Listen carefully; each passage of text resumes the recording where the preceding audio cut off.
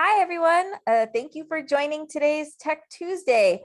Today we have Rob Dietz with our Educational Technologies group, and he's going to be taking you through some new uses and features of Canvas. So for those of you who are new to Tech Tuesday, we are recording today's session. And at the end of the day, I'll be emailing you a link out to the video so you can watch it whenever you'd like or share it with colleagues who maybe weren't able to attend today.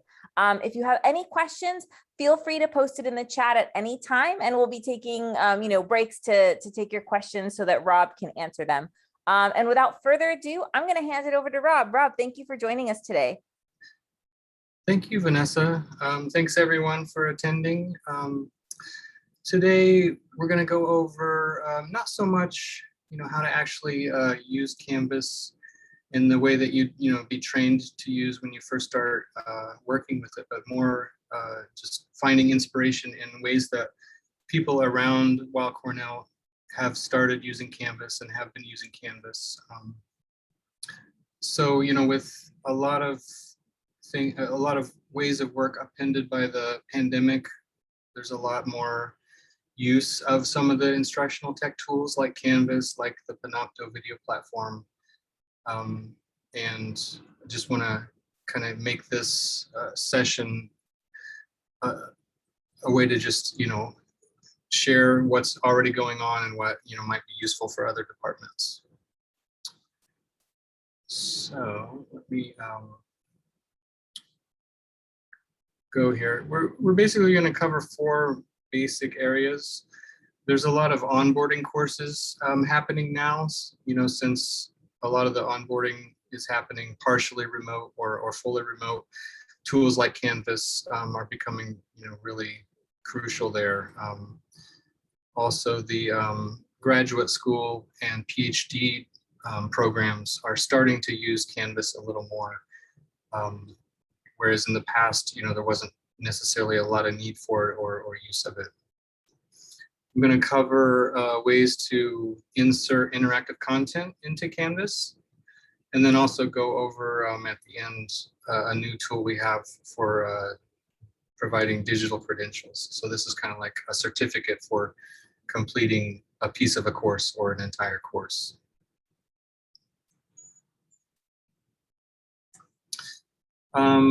So we have various onboarding courses. We've had several HotSpot courses that have been used by the different programs for years now. So we have the MD HotSpot. We now have the graduate school HotSpot, as well as the PhD HotSpot, and also the preclinical PA department has their own course that serves this function. So basically, this is like maybe the first course that a student sees and needs to work on when they enter a program. And it's nothing to do with the curriculum. It's nothing to do with learning to be a doctor. It's just how do you arrive at Weill Cornell and kind of get your feet and understand what's around and how to connect with it. Also, there's a new course, the Transition to Weill Cornell. So this is for new incoming MD students. And again, it's basically just a place to, really find the resources you need, and, nothing to do with the actual curriculum. Some others we're going to cover here also, the EMBA program and even the Title IX sexual harassment training that all students use. So take a little deeper look into this Transition to Weill Cornell medicine course. So this is a Canvas course. The entire MD class is added to it as students, and it just has a lot of info, like they need their daily COVID attestation. You've got the orientation schedule with activity links. So I'm showing here in the screenshot, this is a pretty packed day for their first Monday here. You're seeing about 10 events there, and they're using the Canvas calendar to organize that. Within each event, there might be some additional materials and information provided. So Canvas becomes a great spot to get all this material collected for the students that they're going to need on their first week and first days of arriving at Weill Cornell. We've also started adding our instructional tech guides. So we used to do an ETG, a couple of days worth of just in-person workshops and learning the apps that students use on their new iPads that we provide them. And now we're able to do most of that online. Some of the links from this transition to Weill Cornell Medicine site house those videos and PDF guides. You can see here also it's used for personal device registration and tagging. So letting students know where to go, what they need to tag, and also things like just campus housing, and then any news on COVID-19 guidelines that they need to be aware of.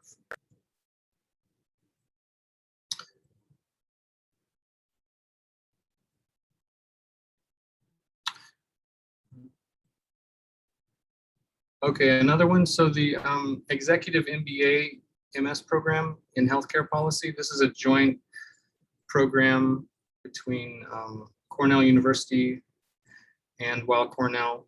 So students take some classes in Ithaca, some classes in New York, and they needed a nice onboarding site to help orient their students when they enter the program. So we've set them up with a Canvas course. We import all their new students each term, and then they use this course to, see their announcements, get the resources they need when they start the program.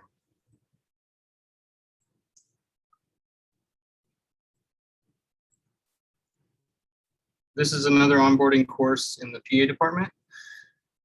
The PA students, I think about 40 to 50 students each term, and they're all taking the same courses at the same time. So there's not really much of a need to have separate Canvas course sites for each individual course. All the students go into this one larger course that collects the material all together for them, their first term at Weill Cornell. You can see in the image here, they have a really well structured files section. Everything's labeled and tidied up there, making it easy for the students to find what they need. And they also do the same with their video. So they've got some subfolders in their Panopto recordings that have the different course materials available for the students there.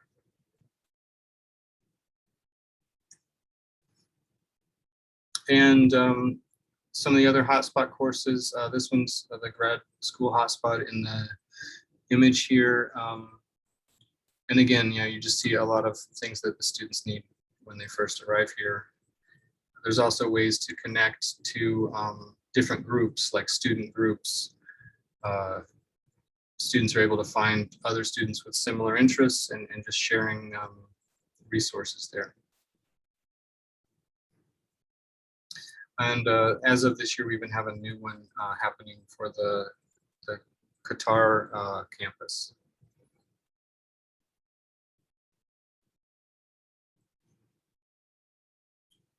So this one's a little bit more for NYP residents. We've started allowing some departments to create Canvas courses for some of their training of residents. These are mostly courses that don't necessarily have a start and end time that coordinates, across different residents who are taking it. It's kind of when a resident is assigned somewhere and needs to learn something, they kind of go at their own pace and use the course materials that are here. This one's from anesthesiology, and they just have, they took their curriculum that they used to deliver in iTunes U or iBooks, and they're using Canvas now to deliver that curriculum.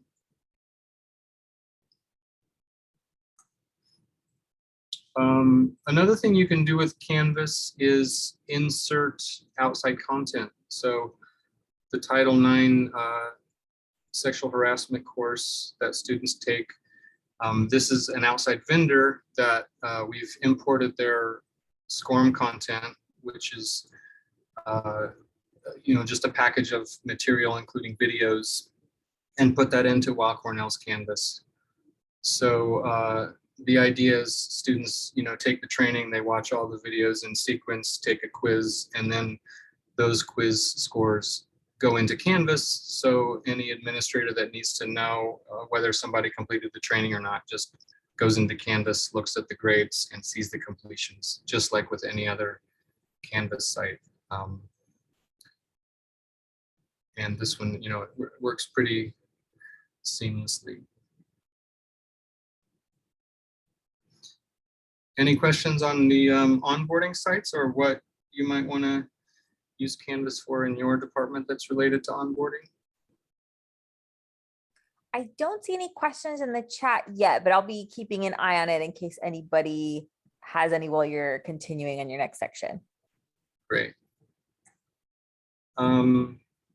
So the master's, the grad program and PhD programs starting to use Canvas a little more now, especially with the pandemic and having a lot of courses that are either entirely remote or some students coming in remote or some faculty coming in remote to the courses.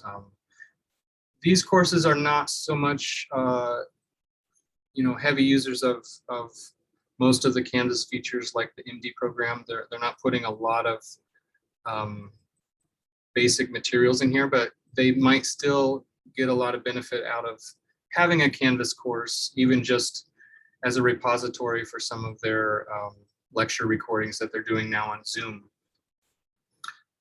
Having Panopto video platform integrated with the Zoom allows, integrated with Canvas allows, faculty to place videos in here and allow students to just log in and view those videos, and all the permissions are handled automatically just by the enrollment status in Canvas.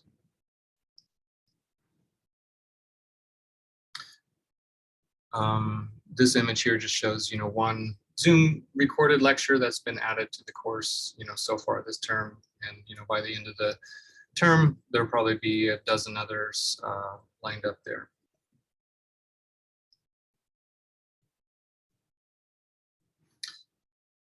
Another new feature that we're adding to our Canvas is the ability to add interactive content using a technology called H5P, which is really just JavaScript and CSS that's hosted on h5p.com and can be embedded into any website where you have permission to embed this kind of content. So we have an integration now with our Canvas that allows us to easily bring this content in anywhere you want to put it in a Canvas course.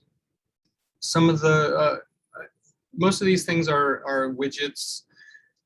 There are some pretty complicated ones too. You could basically build an entire PowerPoint slideshow within one of these widgets.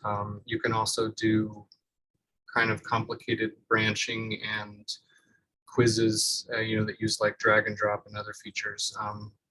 But I think we'll get a lot of use out of just some of the simpler things that are just tricky to do on a website these days, like just making accordions, for example, where you have a header that has some content under that drops in or gets retracted. Another reason we've started working with this is a lot of the foundational courses in the MD program use Apple iBooks. So things like anatomy guides that students use during dissections and things like this had traditionally been built with iBooks Author, which was a really great app for allowing faculty to author their own instructional content. But Apple's retiring that technology. So we're looking for ways to migrate those iBooks to another format. And so far we've found that H5P is a really good way to do that. If anyone on the Zoom here is familiar with Articulate or Captivate. These are e-learning content authoring tools. You can do similar things with H5P. Hey, Rob, we're getting a few questions on this slide in particular, if you don't mind me. Yeah. We got one from Raphael. Is it similar to a team site where resources, files, courses, and helpful links can be stored? If so, can both faculty, staff, and residents upload information? I like that question, and we I wouldn't say this particular topic, the H5P and the interactive content, is similar to that. But if you would like to do, exactly what you just mentioned, if you'd like to put Teams content, OneDrive, Microsoft Office 365 content into a Canvas course, we have ways to do that. We have an integration set up to do that. So feel free to reach out to me and ETG, and we can help guide you there and show you some materials. We got a question from Meredith. Is it possible to use this for clinical departmental needs? As an example, our kidney transplant program is a mixed group of WCM and NYP employees, and it would be great to be able to use this to push out required trainings, policy updates, etc., and have people attest that they have viewed and reviewed the content. Yeah, I think that's a great use of our Canvas, and we're already using it in that way. Right now, when you log into Canvas, there's an SSO for all of our affiliated organizations, including NYP. So that's pretty easy to just create those accounts in Canvas if they don't already have their accounts. And then once we set an administrator up with a Canvas site, they would be able to add residents to that. So it is kind of a self-serve model once we get it up and running, where we kind of give you the tool and the ability to add your own users, and then you can take it from there. That's exactly how the anesthesiology department has been using it for a couple of years now. And one more question before I let you move on. One from Eileen. Hi, Rob. Do you mean we can bring in iBooks to Canvas? Do they retain their interactivity? Yeah, I thought you might be interested in this, Eileen. So I'm definitely gonna get with you on this. It's not an automatic porting over. There is some effort involved into moving the content into here. You can at this point take iBooks author content and export it out to PDF, and half the widgets will work, half of them won't work. So you'll still have to do some touching up there. But this is a little more like you take the material you had in iBooks and you re-author it in this H5P, and basically you're making Canvas modules that use the interaction when they need to, and then when they don't need the interaction, it's just your normal Canvas pages and quizzes and things like that. Thanks, Rob. Those are all the questions I have right now. So if you want to keep going, that works. Okay, great.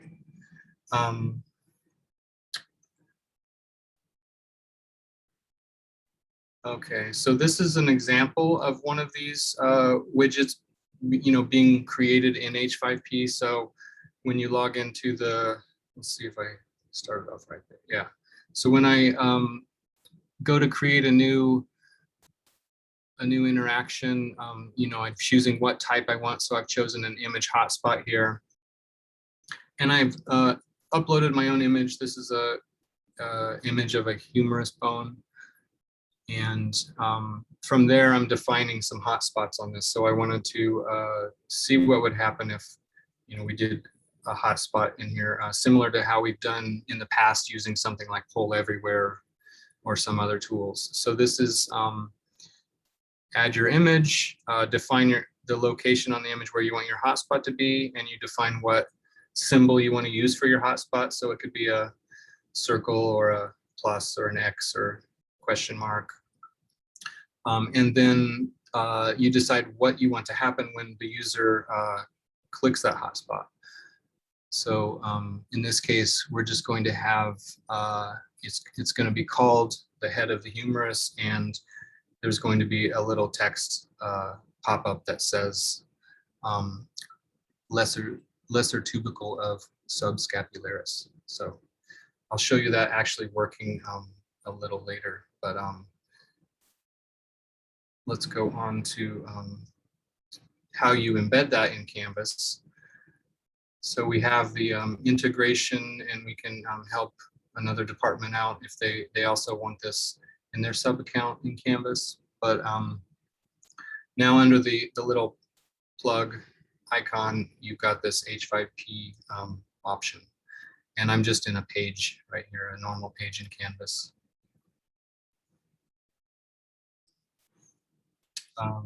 Select that tool, and now I'm basically, scrolling through my interactive widgets that I have in H5P already stored on their server. I pick the one I want, and then when I insert that, I've got my Canvas page with that widget here, and then selecting one of these hotspots will bring out the text overlay.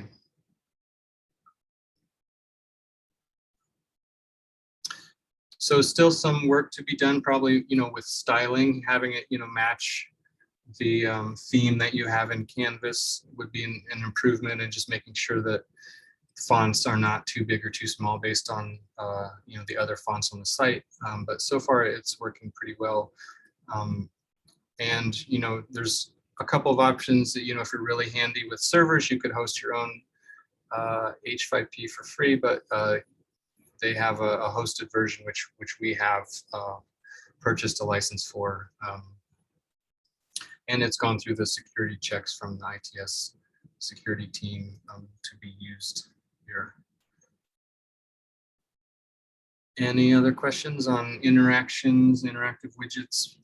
And I'll just repeat, I'm bringing it into Canvas because that's what I use most of the time, but you could author those widgets and put them on any other website that you have access to embed JavaScript on. No other questions yet.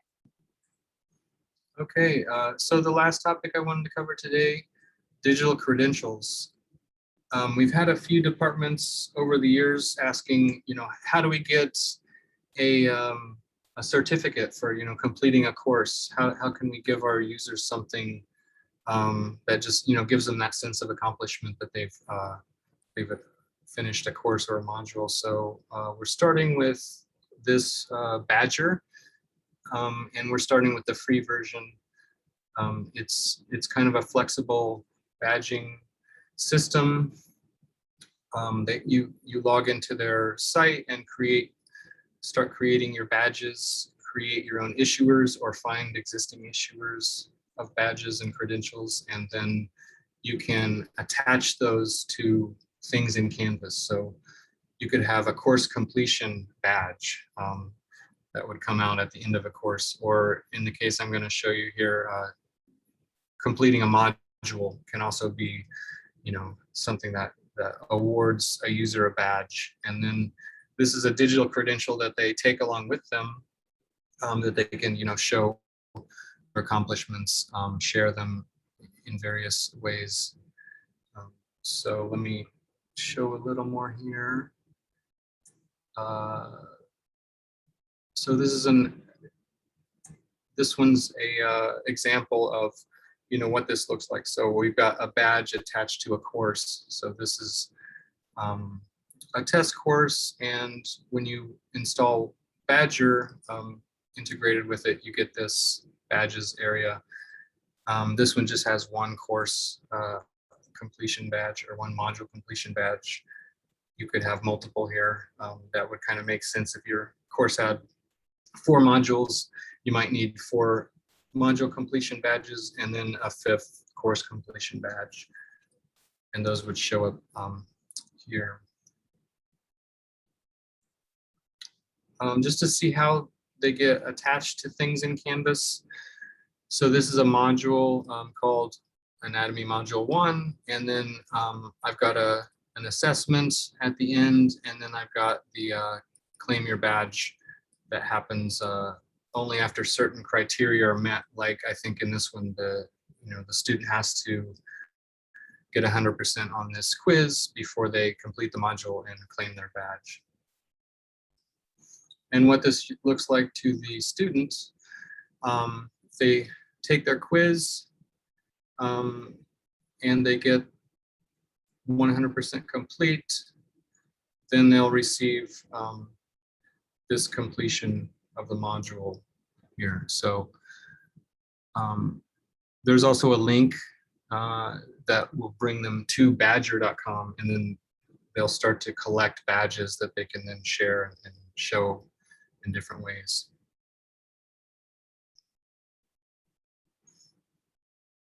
A little detail there now is showing, you know, what they needed to do to get the badge, and that they actually achieved that.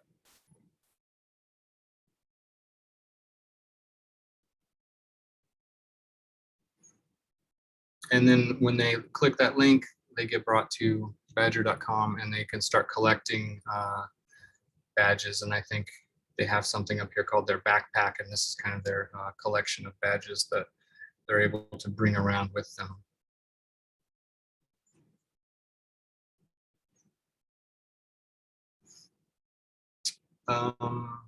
Any questions about credentials or badging and how that might be useful in your department?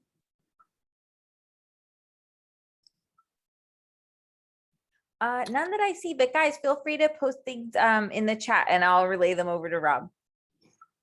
Yeah, and feel free to you know, just get with me if you're interested in learning more about using Badgr. It's free. You know, you would log in and set up your own badges, and then ETG would just need to help you attach those to your course. And then, so with that, yeah, I'd like to just open it up to, you know, anything else Canvas related that anyone would like to discuss here.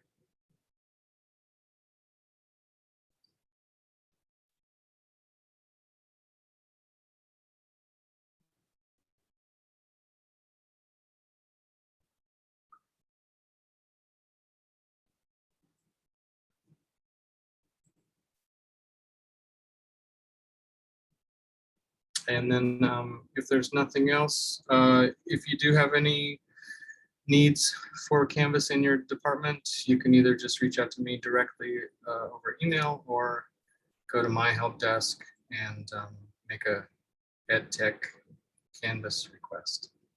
We did get a couple of questions. One is the use of Canvas free? Yes, so far we have a really robust license that trickles down from Cornell University. So they have their license allows for thousands and thousands of users. We're just a few hundred, so kind of a drop in the bucket. So far, you know, we have not reached any limits to the users we've been able to bring into Canvas. I mean, there's within limits. If you want to make a course that's going to have 1,000 users in it, we're going to have to talk about it first. But certainly, you know, course for your department, 50 or so users, no problem at all to just start using that. The only additional cost that sometimes comes in is to use the Panopto video platform. There's generally a $1,000 a year fee for your department to use that, and then, you know, everyone in your department can use that if you're not already on board with that. We got, what's the next step for getting started with the interactivity that you showed? So Eileen, for you, I think that would be, you know, go into h5p.com, start your free 30-day trial, and then David and I can help you get that connected to your anesthesiology sub account, and you could, you know, be already working with it, and then, you know, figure out the fees and the costs involved. They offer 3 licenses with their smaller individual package, so, you know, you might want to, if you didn't have 3 users in your own department that would need all those licenses, you might be able to share that with another department that's also interested, and then you'd be sharing those costs as well. But yeah, happy to show you some more about that whenever you're ready, Eileen. I don't see any more questions, but what we can do is when I send out my follow-up email to everyone who registered with the recording and some links that Rob has included in this presentation, if you've thought of any questions, I'll make sure that Rob is copied on the email, and you can just reply back to us, and we'll help you with any Canvas related questions you have. But if there are no more questions, thank you so much, Rob, for facilitating this session. Thank you all for joining us today, and we'll see you for another Tech Tuesday, hopefully. Thank you so much, everyone. Thanks, everybody. Take care.